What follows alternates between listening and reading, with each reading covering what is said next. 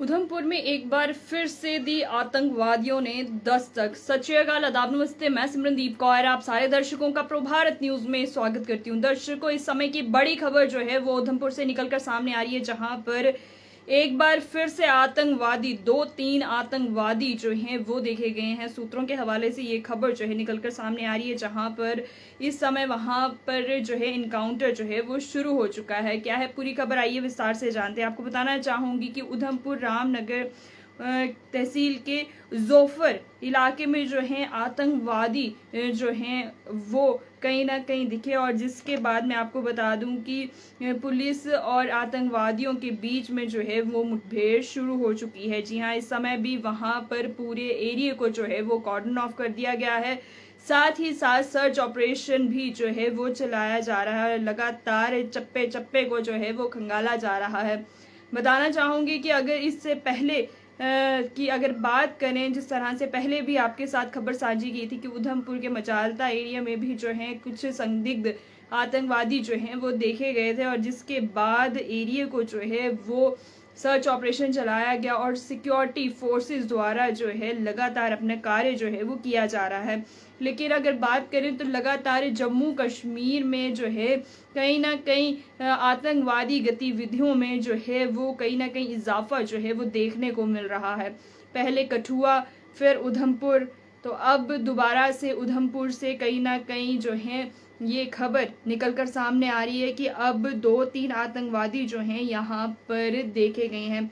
बताना चाहूंगी कि उधमपुर जिले के रामनगर के मात्र गांव में जो है वो सुरक्षा बलों और संदिग्ध गतिविधियों के बीच में जो है मुठभेड़ चल रही है। और इस समय भी बात करना चाहूंगी कि जम्मू कश्मीर पुलिस और अन्य सुरक्षा बलों ने जो है वो जबकि गांव में जो है एक तलाशी अभियान जो है वो चलाया, जिसके बाद कांटेक्ट जो है वो इन आतंकवादियों के साथ जो है इस्टेब्लिश हुआ, यानी कि इन आतंकवादियों के साथ जो है उनका सामना हुआ, जिसके बाद 2-3 आतंकवादियों को जो है इस समय वो घिरे हुए हैं और घेरा किया हुआ है उनको। और बताना चाहूंगी कि दोनों तरफ से इस समय गोलीबारी जो है वो चल रही है।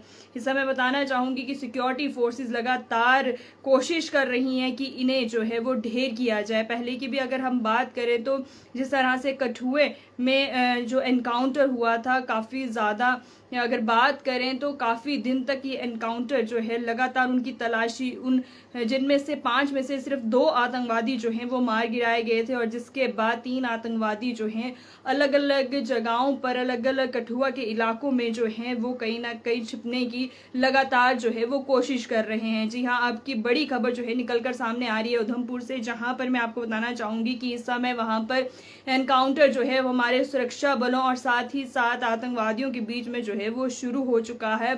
और यही दुआ करते हैं कि जल्द से जल्द इन आतंकवादियों का जो खात्मा है वो किया जाए, क्योंकि लगातार हमारे सिक्योरिटी फोर्सेस ना दिन देखते हैं ना रात देखते हैं। शायद हम जब अपने अपने घरों में चैन से सो रहे होते हैं उस समय ये कहीं ना कहीं एलओसी के पास और हर जगह अपनी तैनात, जहां पे इनकी ड्यूटी होती है, तत्पर तैयार रहते हैं कि कहीं हमारे देश के वासियों के साथ कुछ गलत ना हो जाए।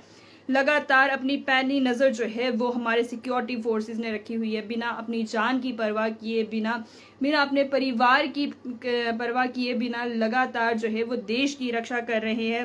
लेकिन इस समय की बड़ी खबर जो है निकलकर उधमपुर से सामने आ रही है, जहां पर उधमपुर के रामनगर तहसील के जोफर इलाके में जो है वो आतंकवादी और पुलिस के बीच में इस समय मुठभेड़ जो है वो जारी है।